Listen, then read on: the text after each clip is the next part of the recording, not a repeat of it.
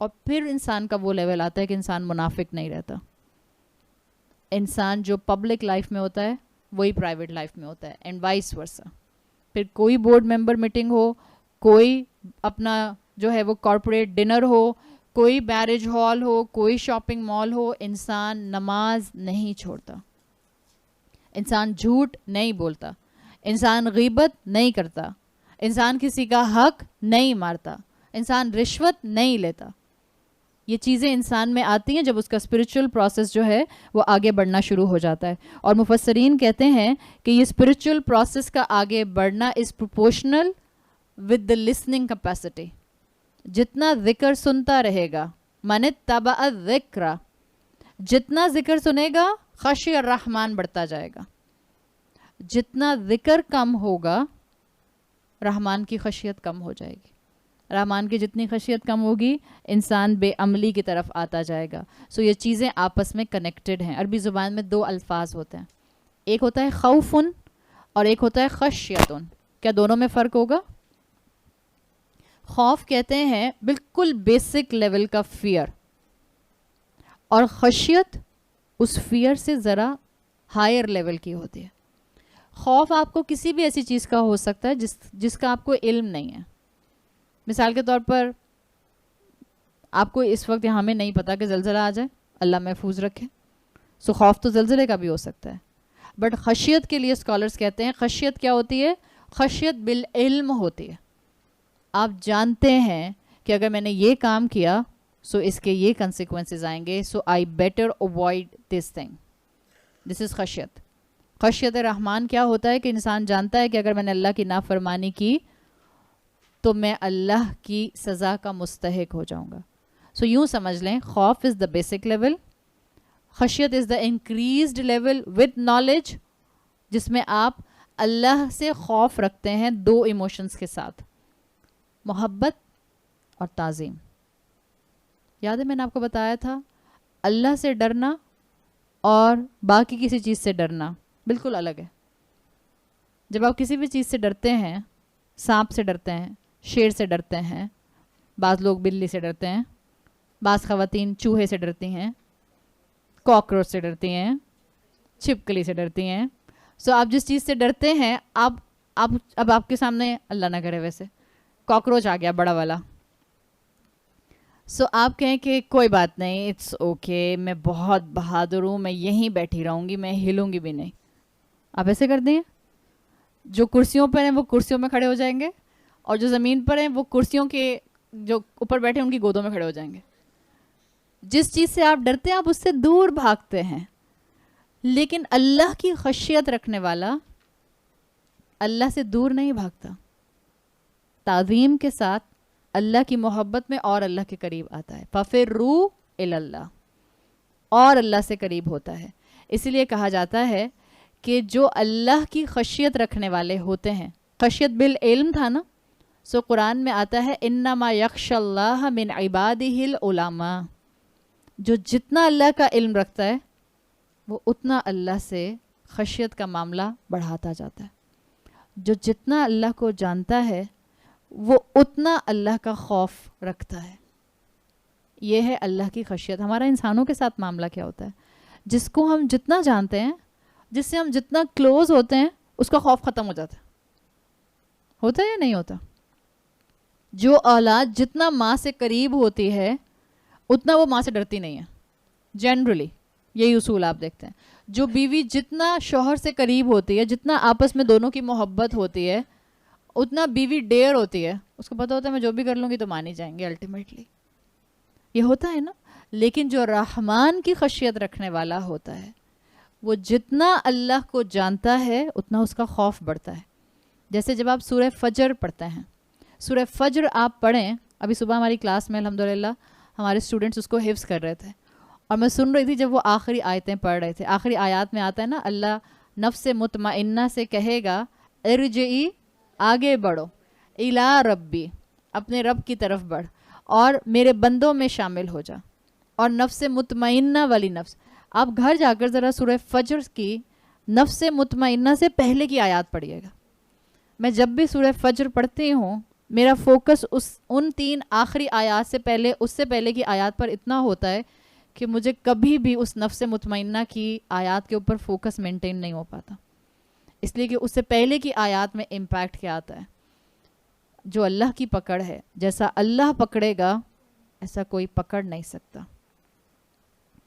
جیسا اللہ سزا دے گا ایسی کوئی سزا دے نہیں سکتا. سو جو جتنا اللہ کی خشیت میں آگے بڑھے گا، جو جتنا اللہ کو جانے گا، اس کا خوف بڑھتا جائے گا، اس کو اپنا علم کم لگے گا، اس کو اپنا عمل کم لگے گا. ہم میں سے کون ہے یہاں پر جو کہ میں نے تو اتنی نیکیاں کر لی، انشاءاللہ میں ضرور جنت میں جاؤں گی؟ اللہ کی رحمت سے امید رکھتے ہوئے کہہ سکتے ہیں، اپنے عمل کی بیسس پہ نہیں کہہ سکتے. ہمارے عمل اس قابل نہیں ہیں، اس لیے کہ ہم ایک نیکی کرتے بھی ہیں تو اس کے بعد شیطان ہم سے 25 گناہ کرواتا ہے. 25 تو میں نے کم بول دیا، شاید بہت گناہ کرواتا ہے، اور ہم شیطان کی باتوں میں آ بھی جاتے ہیں. سو جو اللہ کے بندے ہوتے ہیں، جو علماء ہوتے ہیں، وہ اللہ کی خشیت رکھنے والے ہوتے ہیں، اور جتنا ان کا علم آتا ہے اتنا ان کی خشیت بڑھتی جاتی ہے. جب بھی اللہ نے کہا یہ معاشرے کے اہم لوگ ہوتے ہیں، تو اپنی اسپریچول گروتھ کو وقت کے ساتھ ساتھ بڑھائیے. اس آیت میں مفسرین نے ایک بہت اہم پوائنٹ ڈسکس کیا ہے.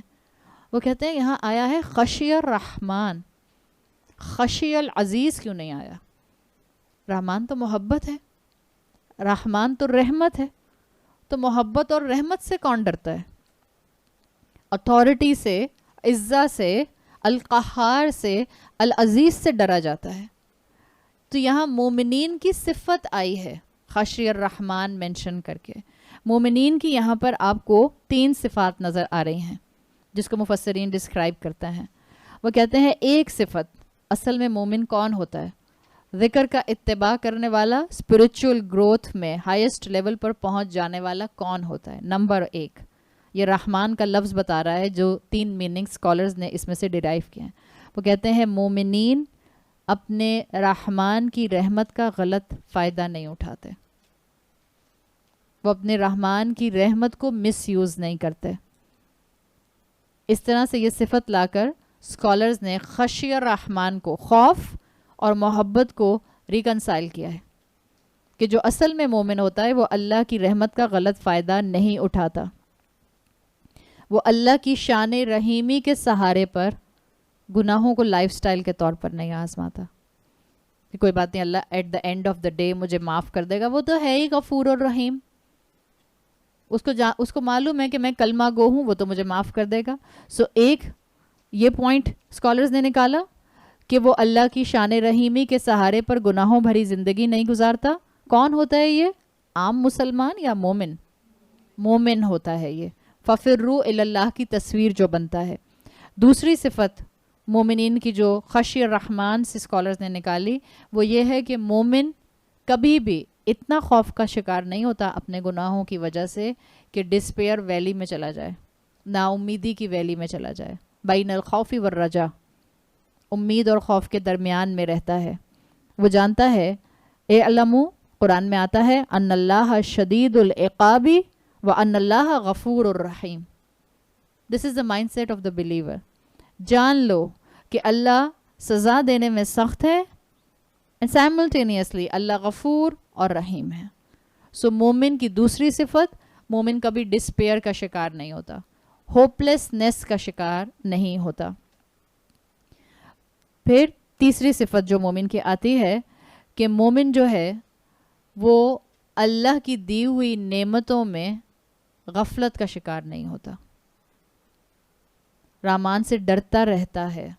یہ جانتا ہے کہ رحمان ہے، یہ جانتا ہے کہ مجھے اللہ سے نا امید نہیں ہونا جب مجھ سے گناہ ہو جائے، لیکن ساتھ ساتھ وہ اپنی نعمتوں پر ہر وقت دعائیں پڑھتا رہتا ہے کہ اللہ مجھے نعمت کا حق ادا کرنے والا بنا دے. اللہم انی اعوذ بک من زوال نعمتک وتحول عافیتک. یہ مومن کا کانسٹنٹ فریم آف مائنڈ ہوتا ہے. اللہ ہم زوال نعمت سے پناہ مانگتے ہیں، اللہ ہم اس بات سے پناہ مانگتے ہیں کہ آپ کی دی ہوئی عافیت سزا میں بدل جائے. دس از the consequences of the word خشی الرحمن. جو یہاں پر آئے ہیں. سو 3 صفات مومنین کی یہاں مینشن کی گئی ہیں کہ وہ ڈرتے رہتے ہیں کہ کہیں ہم اپنی نعمتوں میں اللہ کی ناشکری نہ کر بیٹھیں. اور جن میں یہ 3 صفات آ جائیں، جو اسپرچول پروسیس سے گزرتے ہوئے اس لیول تک اپنے آپ کو لے کر آ جائیں عمل کے میدان میں، اللہ کے رسول صلی اللہ علیہ وسلم سے کہا گیا فَبَشِّرْهُ بِمَغْفِرَةٍ وَأَجْرٍ کریم. تو اب آپ ان کو بشارت دے دیجئے، اب آپ اس کو بشارت دے دیجئے مغفرت کی اور اجر کریم کی.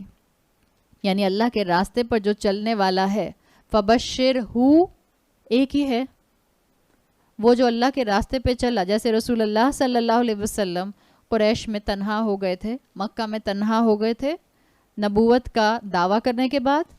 جیسے صحابہ اپنے خاندانوں میں تنہا ہو جاتے تھے. حضرت مصعب ابن عمیر بہترین ایلیٹ گھرانے کے نوجوان تھے، بہترین مال تھا ان کے پاس، بہترین کپڑا پہنا کرتے تھے. لیکن جب ایمان آیا، جب اسلام لائے، جب رسول اللہ کے ہاتھ پر بیعت کی، تو چچا نے کپڑے اتروا کر گھر سے نکلوا دیا. باپ کا انتقال ہو چکا تھا، چچا کی گارڈین شپ میں تھے، مالدار تاجر کے بھتیجے تھے.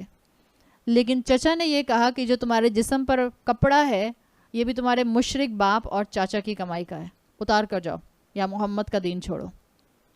یہی مصعب ابن عمیر ہیں کہ جن کو جب شہید کیا گیا ہے غزوے میں، سو ان کے پاس اتنا کپڑا نہیں تھا، لمبے قد کے تھے، 6 فٹ کے. سو جب سر کور کرتے تھے تو پاؤں کھل جاتے تھے، پاؤں کور کرتے تھے تو سر کھل جاتا تھا. سو مومن جب عمل پر آتا ہے تو تنہائی کو تو اس کو ایکسپیرینس کرنا پڑتا ہے. وہی جو محبت کے دعوے کرتے ہیں وہ آپ کو تنہا چھوڑتے ہیں. اور کبھی کبھی آپ ایک ہی چھت کے نیچے 10 لوگوں کے ساتھ رہ رہے ہوتے ہیں، بٹ آپ کے ساتھ لائک مائنڈیڈ لوگ نہ ہوں، سب ایموشنلی تنہا ہی ہوتے ہیں. کوئی آپ کے مائنڈ سیٹ کو نہ سمجھ سکے، کوئی آپ کی کیفیت کو نہ سمجھ سکے، سو آپ ہجوم میں بھی تنہا ہوتے ہیں. اور مومن پر یہ کیفیت آتی ہے. سو اللہ تعالیٰ نے ایسے مومن کے لیے یہاں پر انعام دیا ہے. گھبرانا نہیں، بالکل پریشان مت ہونا. اللہ نے تمہارے لیے مغفرت رکھی ہے اور عزت رکھی ہے. آج آپ کتنے ہی بہترین گھرانے سے، خاندانی مقام پر کیوں نہ ہوں، جب آپ اپنے خاندانوں کے اندر دین کی علم بردار بنتی ہیں تو کیا آپ کی عزت میں کمی آتی ہے؟ نہیں آتی تو الحمدللہ آنٹی آپ کو تو بہت خوش ہونا چاہیے. نہیں، عزت میں کمی اگر آپ کو محسوس نہیں ہوتی، دس از دا لیول آف ایمان الحمدللہ، بیکاز آپ نے لوگوں سے اپنی ایکسپیکٹیشن ہٹا لی ہے. لوگ آپ کو، آپ کی عزت کو کم کرنے کی پوری کوشش کرتے ہیں، اس لیے کہ جب آپ آڈ ون آؤٹ بنتی ہیں اکارڈنگ ٹو معاشرہ، جب آپ اگینسٹ دا ونڈ جانے کی کوشش کرتی ہیں، لوگ کہتے ہیں جاؤ گزارو اپنی زندگی، جو مرضی کرو. جب یہ ہوتا ہے عزت میں کمی آتی ہے. آپ عمل کرنا شروع کریں اور آپ خاندان کے اپوزٹ عمل کرنا شروع کریں، عزت میں کمی آتی ہے. تو جس کی عزت میں کمی آئے گی، اللہ نے ریوارڈ بھی کیا دیا. اللہ نے کہا کوئی بات نہیں، دنیا کی عزت کم کر رہے ہو، میرے لیے کم کر رہے ہو، دین پر عمل کرتے ہوئے کم ہو رہی ہے، اجر کریم. اللہ بڑا آنر دینے والا ہے. جس کا دنیا میں آنر اسلام پر چلنے سے کم ہوا، بھول مت جانا اللہ نے آخرت میں اس کے لیے بڑا آنر رکھا ہے. اور جو اس عمل کے باوجود غلطی کرے، مومن کا بھی پاؤں سلپ کر ہی جاتا ہے، گناہ ہو جاتا ہے. کبھی نماز ٹوٹی پھوٹی ایسی ہوتی ہے کہ پڑھنے کے بعد شرم آ رہی ہوتی ہے، کبھی نماز قضا ہو جاتی ہے، کبھی آنکھ ہی نہیں کھلتی ہے، کتنے بھی آپ الارم لگا لیں. ایسے غٹ غافلس ہوتے ہیں کہ 4 دفعہ سنوز دبا کے پھر سو جاتے ہیں اور انسان کو احساس بھی نہیں ہوتا، تو پھر بعد میں گلٹ آتا ہے. سو اللہ نے کہا اس راستے پر ہو، ہیبچول گناہ نہیں کرتے ہو، لائف سٹائل کے طور پہ گناہ نہیں کرتے ہو، اٹس اوکے، بمغفرت، اللہ معاف کر دے گا. ایز لانگ ایز گناہ میری زندگی میں عادت کے طور پر، لائف سٹائل کے طور پر نہیں ہے، کبھی کبھار ہو گیا مجھ سے اور میں نے توبہ کی، اللہ معاف کرنے والا، اللہ غفور اور رحیم ہے. تو رسول اللہ صلی اللہ علیہ وسلم کے راستے پر چلنے والے ہوں یا اللہ کے رسول صلی اللہ علیہ وسلم ہوں، کہہ دیا گیا کہ لوگوں کی نظروں میں عزت مت تلاش کرو. اور جس کو اسلام اپنی ڈگنیٹی نظر آتا ہے، یہ حقیقت ہے. آج کل آپ اپنے بچوں کو جو اسلام کی پرائیڈ دے سکتے ہیں، وہ صرف اسی طرح دے سکتی ہیں کہ آپ ان کی مسلم آئیڈینٹی ان کے دماغوں اور ان کے دلوں میں زندہ کر دیں. ان کا his pressure, her pressure, their pressure, him pressure سب ختم ہو جائے گا. ان کے پریشر ہی ختم نہیں ہوتے ہیں نا. میری فرینڈس کیا کہیں گی، آپ میری فرینڈس کے سامنے آپ اس طرح آئیں گی، آپ میری گریجویشن سیریمنی میں یوں آئیں گی، آپ یہ نقاب لگا کے آئیں گی، آپ یہ برقع پہن کے آئیں گی، آپ مت آئیں. یہ کون سا پریشرز ہیں؟ یہ سارے سوسائٹی کے پریشرز ہیں، میری فرینڈس کے پریشرز ہیں. جب یہ ہوتا ہے سو یہ انسان کو پھر انسانوں کا محتاج اور غلام بنا دیتا ہے. اللہ مجھے اور آپ کو ان ساری غلامیوں سے نکال رہا ہے. ایک اس کے غلام بن جاؤ جس کے بعد تمہیں کسی کی غلامی کی ضرورت نہیں ہوگی. آپ کا سارا peer pressure, society pressure, family pressure, his pressure, their pressure, him pressure, her pressure سب ختم ہو جائے گا. اللہ کی بات مانے. جو اللہ کا بندہ ہوتا ہے وہ دائیں بائیں نہیں دیکھتا کہ اور کتنے لوگ ہیں جو اللہ کی بات مان رہے ہیں. وہ اللہ کی بات ماننے والا اکیلا بھی ہوتا ہے تو اللہ کی بات مانتا ہے. اس کے لیے اللہ تعالیٰ نے مغفرت اور اجر کریم کا وعدہ کیا ہے. آگے آیت نمبر 12 آ رہی ہے، سورۃ یاسین آیت 12. اِنَّا نَحْنُ نُحْيِي الْمَوْتَى وَنَكْتُبُ مَا قَدَّمُوا وَآثَارَهُمْ وَكُلَّ شَيْءٍ أَحْصَيْنَاهُ فِي إِمَامٍ مُبِينٍ. یقیناً ہم ہی نحیی ہم زندگی دیتے ہیں الموتا مردوں کو، ونکتب اور ہم لکھتے ہیں ما قدموا جو انہوں نے آگے بھیجا، وآثارہم اور جو انہوں نے پیچھے چھوڑا، وکل شیء اور ہر چیز کو، احصیناہ ہم پریزرو کرتے ہیں اس کو، فی امام مبین ایک بہت مضبوط سہارے کی جگہ پر. سو یہ پہلا حصہ اس آیت پر سورۃ یاسین کا مکمل ہو رہا ہے جو آپ کو انڈیکس میں دیا گیا ہے. آپ دیکھیں ابھی تک پیچھے جو آیات آ رہی تھیں اس کے برعکس آپ کو یہاں پر ایک دم سے ایک آخرت کی سٹیج نظر آ رہی ہے کہ اللہ تعالیٰ کہہ رہے ہیں کہ موت کے بعد کی زندگی یعنی مردہ کو زندہ کرنا یہ بھی ہماری رسپانسبلٹی ہے. ابھی تک آپ کو قرآن کا پرفیکٹ ہونا ملا، رسول اللہ کا مرسل ہونا ملا، رسول اللہ صلی اللہ علیہ وسلم کا صراط مستقیم پر ہونا ملا، آپ کو اللہ کے رسول کا انذار کرنا ملا، آپ کو یہ ملا کہ اکثریت آپ کی بات نہیں مانے گی، پھر بھی کہا گیا کہ آپ کا کام ہے کہ آپ دعوت دیتے رہیں. اب جو پہلا حصہ کنکلوڈ ہو رہا ہے اس مقام پر موت کے بعد مردوں کو زندگی دینے کی بات آ رہی ہے. یعنی یہ ایک میٹافور ہے امید کی کرن کا. اللہ نے اس آیت میں، یہ آیت پیچھے سارے کانٹیکسٹ سے جڑی ہوئی ہے. آپ نے اور میں نے بات کی تھی نا، قرآن حکیم ہے، ویل نٹڈ، احکامات محکم ہیں، احکامات آپس میں ٹائیڈ اپ ہیں. اس آیت میں امید ہے. جب کوئی مر جاتا ہے تو اس کے زندہ ہونے کی کسی کو امید ہوتی ہے؟ نہیں ہوتی. بعض اوقات انسان کسی کی بے عملی سے اتنا ہی نا امید ہو جاتا ہے. کوئی مردہ زندہ ہو سکتا ہے صرف اگر اللہ چاہے، اور وہ ہوں گے مردے سارے زندہ جب روز محشر قائم ہو جائے گا. اللہ نے کہا بالکل اسی طرح جس سے تم امید اپنی بالکل ختم کر چکے ہو، اللہ اس کو بھی دوبارہ عمل کی طرف، نیکیوں کی طرف، نیکیوں کی فصل کی طرف لا سکتا ہے. بس امید باقی رکھو.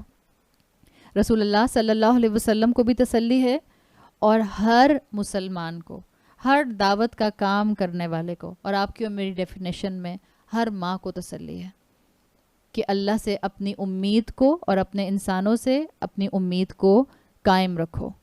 قریش سٹربن تھے، قریش حق کو مان نہیں رہے تھے، بظاہر قریش کے دل پتھر ہو چکے تھے، لیکن اللہ تعالیٰ نے ابھی بھی رسول اللہ صلی اللہ علیہ وسلم کو امید کی کرن دلا دی کہ دیکھیں ڈریں نہیں، گھبرائیں نہیں، ہمت مت چھوڑیں، اپنے مشن پر قائم اور دائم رہیں.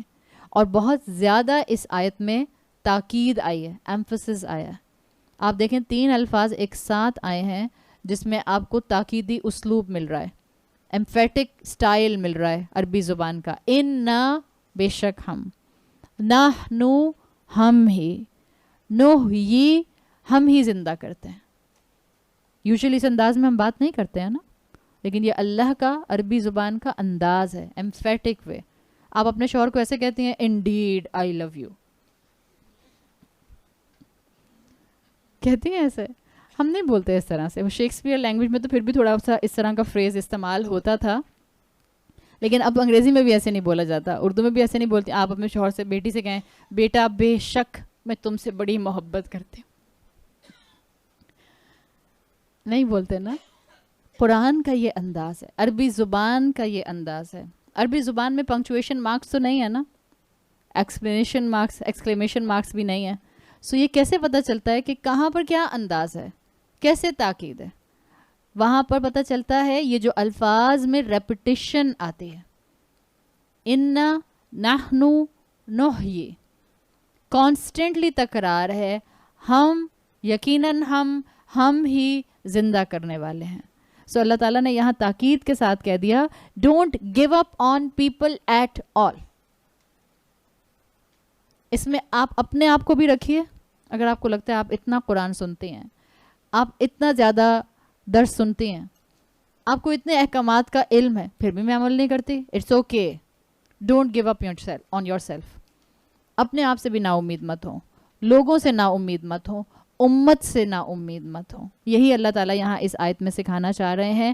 آپ کا کام ہے سنتے رہنا, ذکر کا اتباع کرتے رہنا, اپنے لیے لوگوں کو پہنچاتے رہنا, لوگوں تک تبلیغ کرتے رہنا, ان کو وارن کرتے رہنا. آپ کو نہیں پتا کس کا مردہ دل آپ کے کس جملے سے زندہ ہو جائے, کس کا مردہ دل اللہ کے کس کلام سے کھل جائے.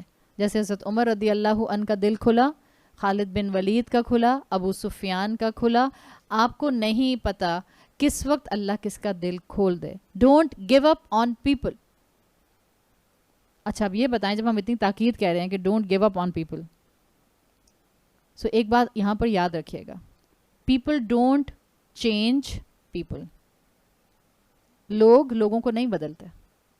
کون بدلتا ہے؟ اللہ بدلتا ہے. اللہ بھی کب بدلتا ہے؟ اللہ کب کسی دل کے لیے, کسی بند دل کے لیے, کسی گمراہ دل کے لیے حکم دیتا ہے ہدایت کا, کن فیکون, تو وہ ہو جاتا ہے جب اللہ اس دل کی طلب دیکھتا ہے. سو آپ کا کام ہے پہنچانا, سننے والے کا کام ہے دل کے اندر سے. بعض دروازے ہوتے ہیں جن کا لاک صرف اندر سے کھلتا ہے, آپ باہر سے نہیں کھول سکتے اس کو. دل میں ہدایت کا دروازہ بھی اندر سے کھلتا ہے. آپ کانوں سے سننے سے دل کے اندر تک ہدایت کی انفارمیشن پہنچا سکتے ہیں. اب دل کیسے کھلے گا یہ سننے والے پر ڈیپینڈ کرتا ہے. سو پہنچانے والے کا کام ہے کہ وہ پہنچاتا رہے اور لوگوں کو میسج دیتا رہے. آپ کو نہیں پتا, بعض اوقات لوگ کئی کورسز کرتے ہیں اور نہیں بدلتے. بعض اوقات لوگ 1 گھنٹے کا کسی کا درس, کسی کا کوئی کلاس, کوئی کورس سن کر آتے ہیں اور ان کا نیکی کرنے کا دل چاہنے لگتا ہے. اس لیے نہیں کہ اسپیکر بہت اچھا تھا, نہیں, بس اللہ نے اس وقت ذکر کے سننے کو امپیکٹ فل کر دیا. اس کی کیفیت ایسی تھی اس وقت کہ جس نے دل کھول دیا فوراً. ہماری کیفیت ہوتی ہے نا, بعض اوقات جب آپ بہت زیادہ ڈپریس ہوں, بعض اوقات جب آپ بہت زیادہ اداس ہوں, بعض اوقات جب آپ کے اوپر کوئی بھی کرائسس آئے ہوئے ہوں اور آپ قرآن سنتے ہیں, سو آپ کا دل چاہتا ہے کہ میں نیکیوں میں دوڑنے لگ جاؤں, میں چھوڑ دوں دنیا کو, میں مت رکھوں ایکسپیکٹیشن لوگوں سے, میں لوگوں کی طرف مت دیکھوں عزت کے لیے, میں لوگوں کے سامنے مت پریشان ہوں, میں اپنے ایموشنز کا ریموٹ کنٹرول لوگوں کے ہاتھ میں مت دوں, بس میں ایک اللہ کے ساتھ جڑ جاؤں. اور یہی کیفیت اور یہی موومنٹ ہوتے ہیں جب اللہ تعالیٰ اس دل کو ہدایت کے لیے کھول دیتا ہے. سو یہاں پر بھی یہی چیز لائی کہ اللہ دل کی تڑپ دیکھتا ہے اور اللہ مردہ دل کو زندگی دے دیتا ہے. بس یہی وجہ یہاں مینشن کی. اور آپ کو اب تک اس پورے سینیریو میں جو آیات آئی ہیں اس میں جو دل نہ کھلنے کی وجہ ملتی ہے یا جو آپ کو احادیث سے ملتی ہے, اس میں 2 بڑے فیکٹر ہیں. قریش کیوں نہیں ہدایت کے لیے دل کھول رہے تھے؟ ایک وجہ کیا تھی؟ تکبر تھا. کس چیز تکبر کیوں تھا؟ اس لیے کہ دنیاوی پوزیشن کی وجہ سے تکبر تھا. سو دنیا کی محبت جس کو آپ تکبر کہہ رہے ہیں. دوسرا, آپ کو تاریخ سے پتہ چلتا ہے کہ اس وقت کے اندر انسانیت میں جتنے بھی مذاہب تھے سب میں کسی نہ کسی فارمیٹ کا, معاد کا, آخرت کا کانسیپٹ تھا. یہ جو قریش تھے یہ آخرت کے کانسیپٹ سے بالکل غافل ہو چکے تھے. یہ بالکل بھول چکے تھے آخرت کے کانسیپٹ کو. تو جب انسان آخرت کے کانسیپٹ کو بھول جاتا ہے تب بھی انسان جو ہے اپنے آپ کو ہدایت کے راستے پر لا نہیں پاتا. یہی قریش جن کے الفاظ کو قرآن نے سورۃ الجاثیہ کی آیت نمبر 24 میں ریپیٹ کیا ہے. یہ کہا کرتے تھے ما ہی الا حیاتنا الدنیا نموت و نحیا وما یہلکنا الا الدہر. ہماری دنیا کی زندگی کچھ نہیں ہے, زندہ ہونا, ہم زندہ ہوتے ہیں اور ہمیں موت آ جاتی ہے, اور ہمیں کیا ہلاک کرتا ہے؟ زمانہ ہلاک کرتا ہے. بس ایک ٹائم گزرتا ہے, ہمارا ٹائم پورا ہو جاتا ہے تو ہم مر جاتے ہیں. اللہ نے کیا جواب دیا؟ خود نہیں مرتے, دہر نہیں مارتا. دہر کہتے ہیں زمانے کو, وقت کو. ٹائم ایلیمنٹ تمہیں کل نہیں کرتا. جیسے ایک کتاب میں ایک مرتبہ میں نے پڑھا, انہوں نے کہا کہ کبھی بھی یہ مت سوچیں کہ آپ کسی بیماری سے مر جائیں گے. اگر آپ کو کوئی بیماری لگ بھی جاتی ہے تو بھی کبھی اس بات پر پریشان نہ ہو کہ بیماری سے میں مر جاؤں گی. یہ آپ کو بڑا ایک تھیراپیوٹک جملہ ہے. آپ بیماری سے نہیں مرتے. کیسے مرتے ہیں؟ جب وقت آتا ہے تو آپ مر جاتے ہیں. It's very relaxing actually. ورنہ تو انسان بیماری کے بعض لوگوں کو ذہنی طور پر ایک تکلیف ہوتی ہے, اور خاص طور پہ میڈیسن پڑھنے والوں کو بعض لوگوں میں ہوتا ہے. وہ کہتے ہیں ہم جس ڈیزیز کے بارے میں پڑھتے ہیں اس کے سمٹمس ہمیں اپنے اندر نظر آنا شروع ہو جاتے ہیں. آپ کے آس پاس بھی ایسے لوگ ہوں گے. سو اگر آپ اس پوائنٹ آف ویو سے میڈیسن پڑھ رہے ہیں, یا آپ میڈیسن پڑھنے والے ہیں, آپ کا مائنڈ سیٹ یہ بن گیا ہے, سو تو اس سے بڑا کوئی آپ کی زندگی میں امتحان نہیں ہو سکتا. اپنے آپ کو تسلی پر رکھیے. ہر انسان, ڈاکٹر ہو یا نہ ہو, کوئی انسان کسی بیماری سے نہیں مرتا. جب اس کا وقت آتا ہے وہ مر جاتا ہے. اللہ تعالیٰ نے یہاں یہی بات کہی, زمانہ نہیں ہلاک کرتا. ان ہم ہی نحیی الموتى. جیسے ہم موت دے دیتے ہیں ایسے ہی ہم مردوں کو زندہ بھی کر دیتے ہیں. اور میرے پاس اس وقت تو اس کا ٹائم نہیں ہے, لیکن آپ نے اس کے بارے میں احادیث میں بھی آتا ہے, اور اب تو الحمدللہ سائنس اس کو پروف کر چکی ہے. انسان کی جو اسپائن ہوتی ہے, جو بیک بون اس کی ہوتی ہے, اس کے بالکل اینڈ پہ اس کی ایک ٹیل بون ہوتی ہے, کاکسس بون. یہ آپ کی کبھی بھی ڈیکمپوز نہیں ہوتی ہے. اس کے اوپر جرمن سائنٹسٹ نے کافی ایکسپیرینسز کیے. انہوں نے اس کو بلاسٹ فرنس کے اندر رکھ کے اس کو آلموسٹ برن کر دیا انٹو ایشز. اور ایشز میں برن کرنے کے بعد بھی جب انہوں نے اس کو الیکٹرانک مائکروسکوپ میں دیکھا تو اس کے اندر ڈی این اے الائیو تھا, اور اسی ڈی این اے سے ہی انسان کی سیل گروتھ فردر ہو جاتی ہے. سو کہا یہ جاتا ہے, احادیث میں بھی الفاظ آتے ہیں, اسی ٹیل بون کا ذکر آتا ہے. انسان بعض اوقات کہتے ہیں کہ جو پلین کریش میں لوگ مر جاتے ہیں, یا جو سمندر میں ڈوب کر مر جاتے ہیں, یا جو جل کر ختم ہو جاتے ہیں, سو ان کا تو ڈی این اے واپس بچا ہی نہیں, ان کی تو باڈی کچھ ملی ہی نہیں, سو ان کو اللہ کیسے اٹھائے گا, ان کی قبر کیا ہے. جس جگہ پر آپ کی یہ ٹیل بون جاتی ہے وہی جگہ آپ کی قبر بن جاتی ہے. اور اللہ تعالیٰ آسمان سے بارش برسائیں گے. احادیث میں آتا ہے جب روز محشر قائم ہو رہا ہوگا, اسی ٹیل بون سے پوری ڈیکمپوزڈ باڈی بھی کہیں پر ہوگی, جہاں کہیں آپ کی ٹیل بون کے سیلز ہوں گے وہیں سے آپ دوبارہ سے پودے کی طرح زمین سے نکل آئیں گے, اور اللہ انسان کو دوبارہ سے زندہ کر دے گا. سو یہ جو انا نحن نحیی الموتى ہے, اس کی بہترین تصویر آپ کو الحمدللہ اب سائنس بھی پروف کرتی ہوئی نظر آتی ہے. بالکل جیسے بارش سے بیج زمین میں سے پودے کی شکل میں نکل آتا ہے, انسان بھی نکل آئیں گے. اور جب انسان نکل آئیں گے تو بس وہ ایک انسانوں کی گرینڈ گیدرنگ نہیں ہوگی, پھر انسان کا حساب کتاب شروع ہوگا. سو اللہ تعالیٰ نے فرمایا وَنَكْتُبُ مَا قَدَّمُوا وَآثَارَهُمْ, اور ہم لکھ رہے ہیں یا ہم لکھ لیں گے جو کچھ انہوں نے آگے بھیجا, جو کچھ ان کی باتیں تھیں, جو کچھ ان کے اعمال تھے, جو کچھ ان کا پاس ٹائم تھا, جو کچھ ان کے انویسٹمنٹ تھے. ایوری تھنگ اللہ تعالیٰ جو ہیں وہ لکھ رہے ہیں. اللہ دیکھ لے گا جو آپ نے آگے بھیجا اور جو آپ نے پیچھے چھوڑا. میں 2 منٹ لے لوں, آیت کمپلیٹ ہو جائے گی. تو اللہ تعالیٰ نے یہاں پر 2 چیزیں کہی ہیں. نکتبو کے لیے اسکالرز کہتے ہیں یہ آپ کے کرامن کاتبین کی بات ہے. کرامن کاتبین 2 فرشتے جو ہمارے کندھے پر بیٹھے ہیں اور کانسٹنٹلی ہمارے ہر عمل کو لکھتے جاتے ہیں. یہاں پر آیا ہے قدموا وآثارہم. قدموا عربی زبان میں کہتے ہیں کسی چیز کو اہمیت دینا, کسی چیز کو مقدم کرنا. دیکھیں زندگی میں آپ کو اور مجھے ہر دن کئی چوائسز کرنی ہوتی ہیں. آپ نے کیا چوائس کو پریفرنس دی, لکھ لیا جاتا ہے, وہ آپ آگے بھیج دیتے ہیں, ریکارڈ ہو جاتا ہے.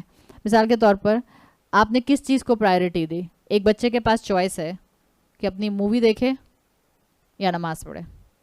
تو بچے زیادہ تر کیا کرتے ہیں, اور جو آپ نے کیا وہ قدموں کی شکل میں آگے چلا گیا. آپ کے پاس چوائس ہوتی ہے, آپ آدھا پارا پڑھ لیں یا موبائل پر فیس بک کھول کر بیٹھ جائیں. جو آپ نے کیا وہ قدموں کی شکل میں آگے چلا گیا. اپنی چوائسیز میں آپ نے کس چیز کو تقدیم دی, کس چیز کو مقدم رکھا, یہ سب کرامن کاتبین ریکارڈ کر لیتے ہیں. وآثارہم, آثارہم دو میننگز میں آتا ہے.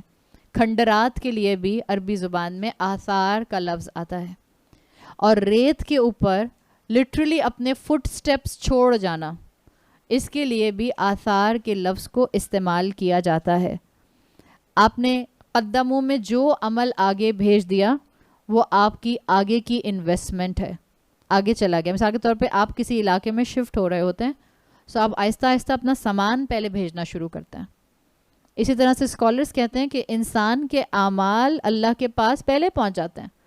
ہر منڈے اور تھرسڈے رسول اللہ صلی اللہ علیہ وسلم کی تعلیمات کے مطابق ہمارے اعمال پیش کیے جاتے ہیں. ہر عصر کی نماز میں بعض روایات میں آتا ہے ہمارے اعمال پیش کیے جاتے ہیں.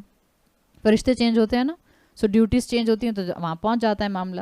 سو یہ آپ کا اور میرا فائنل گھر جو آگے بن رہا ہے, اس میں ہم اپنے کیا اعمال شفٹ کر رہے ہیں, یہ ہماری چوائس ہے. دیکھیں ہم جس وقت اس گھر میں رہتے ہیں اس کا نام دنیا ہے. یہ ہمارا ٹیمپرری گھر ہے. آپ کے دو گھر ہوں, ایک کرائے کا ہو ایک اپنا ہو, اور آپ کا اپنا نیا گھر جو ہو, آپ اپنا سامان وہاں شفٹ کریں گے یا آپ کرائے کے گھر میں رکھے رہیں گے؟ آپ اپنے نئے گھر میں شفٹ کرتے ہیں. سو دنیا آپ کا عارضی گھر ہے. احمقانہ حرکت ہوگی کہ ہم اپنا سارا سامان صرف اس دنیا کا اکٹھا کریں اور آخرت کے لیے اپنے لیے کوئی چیز پیچھے چھوڑ کر نہ جائیں. سو آگے جو بھیج رہے ہیں اس پر کانشیس رہیں. پیچھے جو چھوڑ رہے ہیں, آپ میں سے ہر ایک, ہم میں سے ہر ایک کسی نہ کسی انداز میں کسی نہ کسی کے لیے رول ماڈل ہے. ہم اپنے آثار پیچھے چھوڑ رہے ہیں. ایک لٹرلی آپ کی اور میرے قدم جو ہم نے نیکی کی طرف اٹھائے وہ اللہ کاؤنٹ کر لیتا ہے, وہ بھی آثار ہیں. یہ آپ کی اور میرے لٹرل قدم, جیسے میں نے آپ کو سورۃ یاسین کے شان نزول میں واقعہ بتایا تھا قبیلہ بنو سلمہ کا, کہ اللہ کے رسول صلی اللہ علیہ وسلم نے کہا تھا کہ تم جتنے قدم لوگے مسجد نبوی کی طرف آنے میں اتنے تمہارے آثار بلٹ ہوں گے, and it will increase your reward, so continue it. ایک تو آپ کے لٹرل قدم ہو گئے. اسی لیے زیادہ تر کہا جاتا ہے, اور میں ہمیشہ کہتی ہوں کہ واٹس ایپ کی کلاسز یا ریکارڈنگ سننا بہت اچھی بات ہے, بٹ اگر مجبوری ہے تو سنیے, ورنہ ایک عمل نیکی کا آپ بھی کر رہی ہیں سننے والا, اور ایک واٹس ایپ کا لسنر بھی کر رہا ہے, لیکن آپ کا ثواب کئی فولڈ بڑھ گیا, بیکاز آپ قدم جو استعمال کر کے آئی ہیں وہ قدم آپ کے آثار ہیں.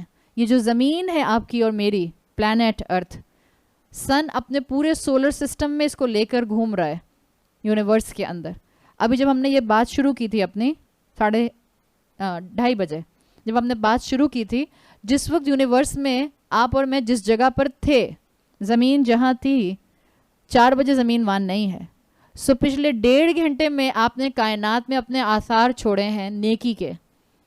سو بہتر یہ ہوگا کہ آپ اپنے آپ کو کانسٹنٹلی یونیورس کے آثار میں بھی رکھیں, ایک جگہ پر دنیا میں بیٹھے بیٹھے, اور جتنے قدم آپ زندگی میں فزیکلی لے سکتی ہیں نیکی کی طرف وہ لیجئے, تاکہ آپ کی گواہی بن جائے.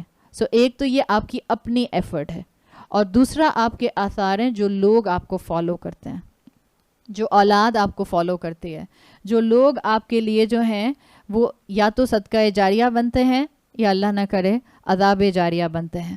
قرآن اس طرح سے میری اور آپ کی زندگی کو ری شیپ کرتا ہے. اپنی اولاد کو جتنی نیکیاں سکھا سکتے ہیں سکھائیے, اس لیے کہ آپ کی سکھائی ہوئی نیکی آپ کی اولاد آپ کے لیے صدقہ جاریہ بنے گی. اور جتنے انسانوں کو اچھی بات سکھا سکتے ہیں سکھائیے. مرنے کے بعد والدین کے لیے اولاد اگر حج کرتی ہے, عمرہ کرتی ہے, صدقہ کرتی ہے, سو والدین کو اس کی نیکی ڈائریکٹ پہنچتی ہے اللہ کے رسول صلی اللہ علیہ وسلم کی احادیث کے مطابق, اور دعا بھی اس میں آتی ہے. 4 چیزیں آپ نے فرمائی ہیں. اکثر ہم کہتے ہیں اصال ثواب کے لیے کیا کریں, یہ 4 کام اپنا معمول بنا لیجئے اگر آپ کر سکتے ہیں. آپ والدین کے لیے حج کر سکتی ہیں, دعا کر سکتی ہیں, ڈیزیزڈ والدین کے لیے عمرہ کر سکتی ہیں, اور کانسٹنٹ آپ ان کی طرف سے صدقہ کر سکتی ہیں. اسلام اس کی اجازت دیتا ہے. اس کے علاوہ اولاد کی ہر نیکی کا ثواب والدین کو پہنچتا ہے. کیوں؟ اس لیے کہ قرآن کہتا ہے سورۃ نجم آیت 39 میں وَأَنَّ لَيْسَ لِلْإِنسَانَ إِلَّا مَا سَعَى. آپ نے اولاد کو نیک بنانے کی کوشش کی تھی, اللہ آپ کی نیکی کے آثار باقی رکھے گا. سو جتنا لوگوں میں نیکی پہنچا سکتے ہیں نیکی پہنچائیے. آپ کا انتقال ہو جاتا ہے, کسی انسان کو آپ نے اچھی بات سکھائی تھی, جب تک وہ انسان اس پر عمل کرتا رہے گا, جب تک آپ کی بات کا امپیکٹ اس کے اوپر رہے گا, آپ کو اس کا ثواب ملتا رہے گا.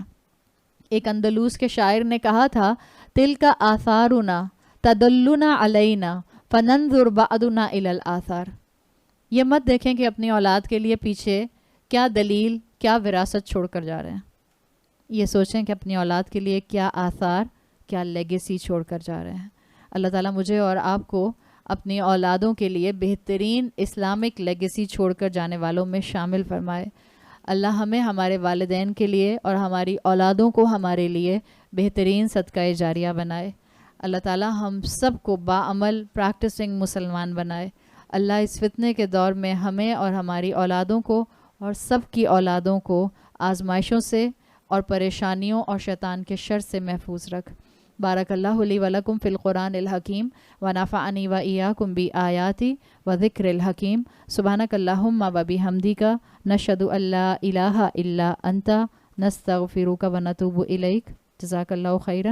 السلام علیکم ورحمۃ اللہ وبرکاتہ. وہی آگے